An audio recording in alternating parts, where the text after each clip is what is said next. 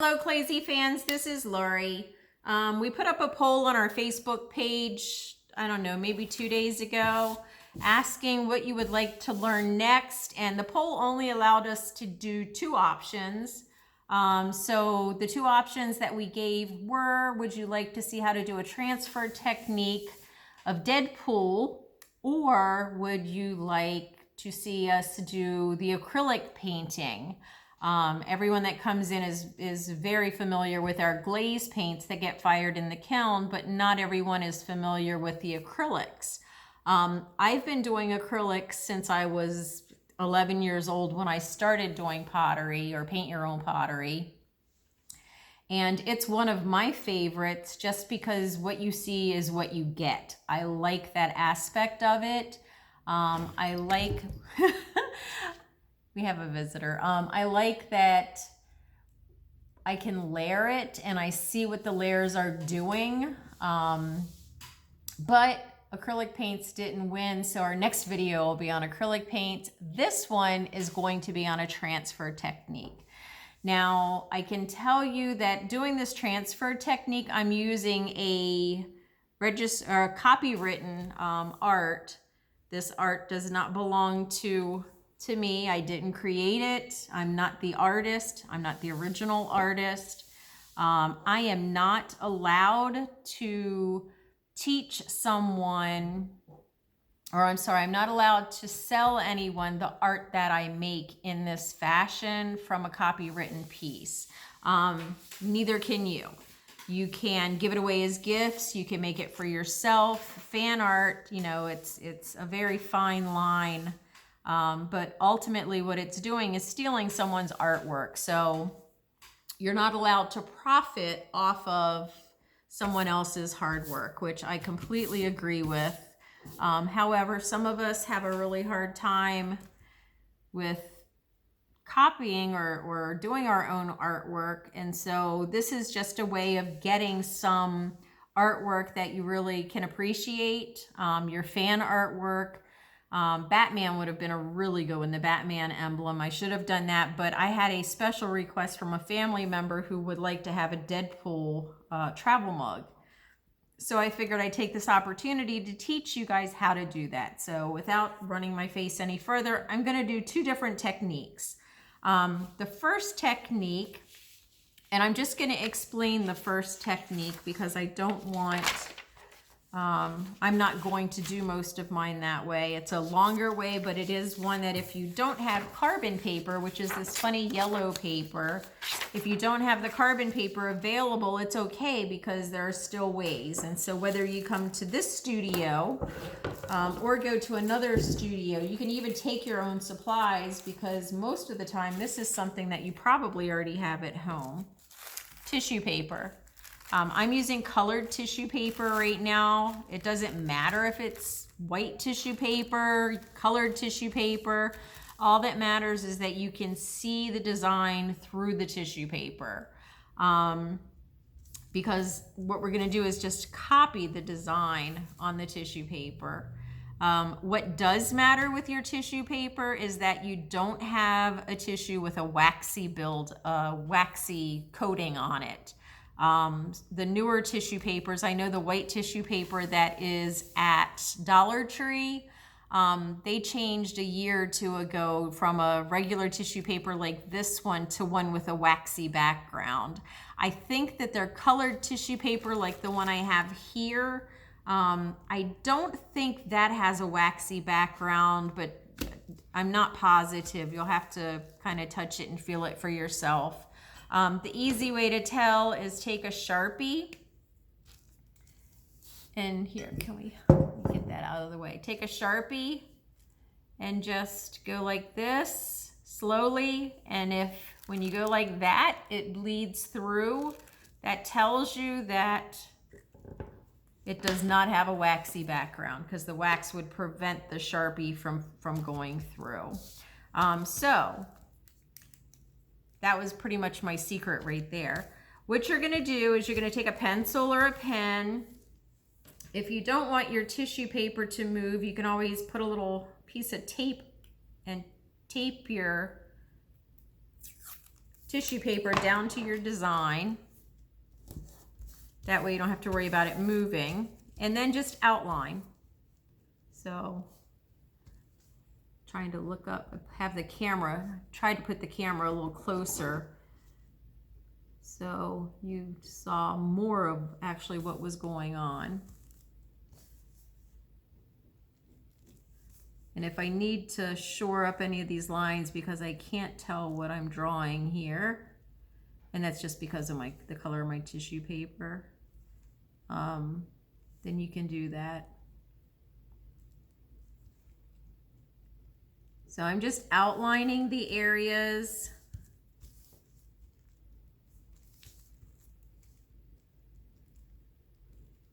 And I would just do that for the entire design. You can see his hands there. And my pen doesn't want to write.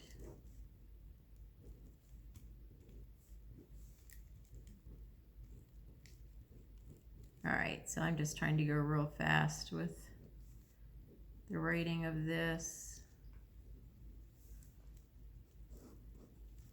But anyway, you get the idea. So then what you would do is you would take your tissue paper, separate it from your printout, and you could do that with this technique with just about anything. Now, all you do is take your drawing, and here, I'm going to use that side for the one I'm going to do. I'm going to do this on this side since I'm not going to do the whole thing. And then you would just take a Sharpie and go over the tissue paper kind of slowly and just outline the design. You don't have to go so slow that it bores you, but you don't want to go super fast. All right, and so I don't need to do this whole thing again. And when you're done, you just flip that up and you have your design. Here, I can put this up here so you can see it. So that gives you a nice outline so that if you can't draw or if you have something specific, it's a very easy technique.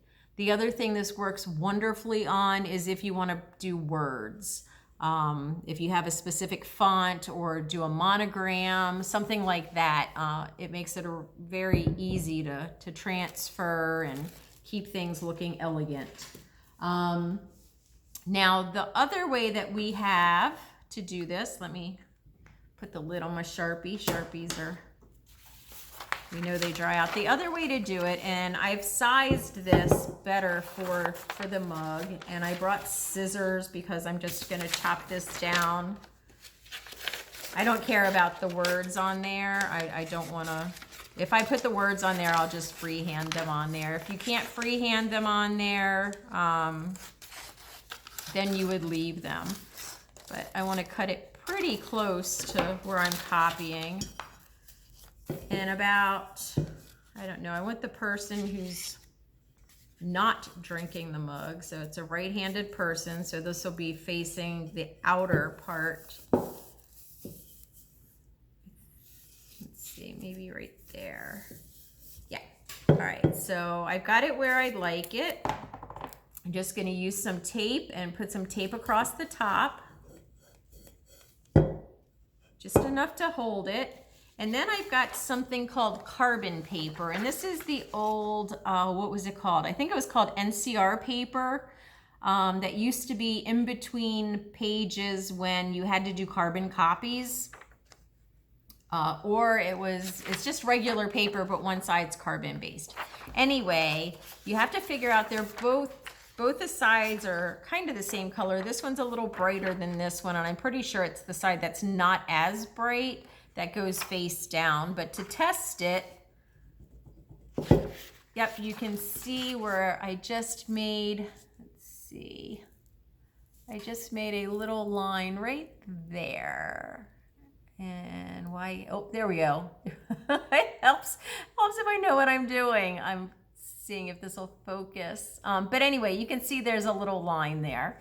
So what you do is you take the carbon paper, and I don't need this big of a piece of carbon paper, so I'm going to cut this down as well. Let's see, and it doesn't have to be exact. Ouch, I just cut me. And just slide it up underneath, and then you don't have the struggle of going through tissue paper, and then you just outline your design. And I'm kind of pushing hard and going back and forth rather than just going one time, because I want to make sure that that line goes through and it's nice and dark. So I'm going to pause this. I'm going to continue the tracing part because I don't think that you guys want to see me trace this whole thing. And quite honestly, this is an awkward way to do the tracing. But I will be back in just a few minutes. Okay, I finished, and I forgot the top of his arm. That's okay. So hopefully you can see, got the whole design on there. I missed the top of his arm, so all I have to do is just go in and see which line I'm missing and just put it in. Pen fires away in the kiln. Sharpie, when it goes through tissue paper, fires away in the kiln. Sharpies are, I believe they're alcohol-based. No, I'm sorry, they're oil-based. Sharpies are oil-based, and because of the oil that's in there, I believe it's mostly in the fibers. If you take the Sharpie and apply it directly to your pottery item, then you can have issues where it leaves an area where the glaze doesn't stick very well. So we never ever recommend that you use Sharpie directly on pottery. The ink will burn away. You don't have to worry about the ink. It's more the fibers of the Sharpie that will create issues. There's another way as well that you can do copying with any other paper. And I didn't bring a pencil to my table over here, and I don't want to get up again, but all you have to do is flip your paper over and just take your pencil and just go like this and just cover the whole thing, cover it well. Then you can flip it over and do the outline, and you don't need copy paper. So that's 3 different ways of transferring something that you've printed or something that you've drawn on a paper and putting it on pottery. There are different reasons for using the different methods. The pencil method and the method with the carbon paper work best on bisque, unpainted bisque. If you're painting your background, this one, because it's got some bright white in it, I didn't want to paint the background first. I'm still not sure what color I'm going to do the background in. Probably, I don't even know what I'm going to do it in yet. Anyway, whatever I decide to do with the background, if I had painted the background first, the carbon paper nor the pencil methods would work very well. And in that case, what we would do is use the tissue paper method. The other thing that's going to happen is, if you look at this, you've got, I'm going to figure this out. You've got little teeny tiny lines that are in here. In the chest area, you've got the abs that are all sketched out. Now, I don't want to go put black in and put all these lines in and then have to go back and put the red in the areas that are left. What I'm going to do is I'm going to take all of these red areas and I'm just going to go ahead and paint all of them. Then I'm going to use the tissue paper method, and I'm going to outline this on the tissue paper take the tissue paper, lay it over my painting, and then I'm going to go put this back into my artwork on the mug. That way I'll know where to put the black lines. I think I got everything. It's a pretty easy method of transferring any of those three, so don't ever think you have to be an artist. Once again, I say this all the time. All you have to do is have the desire to do your art on a piece of pottery, any kind of art. You can print clip art pictures. My only suggestion is don't pick something that's got a lot of detail work. Cartoons, comics, anime works wonderfully. Any kind of clip art, coloring books. The adult coloring books are especially fun. And when you're doing the adult coloring books, a lot of them come with so much detail. You don't have to put every single line that's in the drawing that you're working on in your art. What you can do is just pick and choose a few of the lines, maybe half of the lines that are there, or your favorite designs in the project, and go from there. If you choose to do all of the lines, that's awesome too, but expect that you're going to be painting a very long time because adding in all those fine black lines does take time. If you have any questions, just pop them down in the comments. I will do my best to keep up and answer them. And if you have anything that you'd like to ask, do that as well. I think I just said that. Anyway, it's late.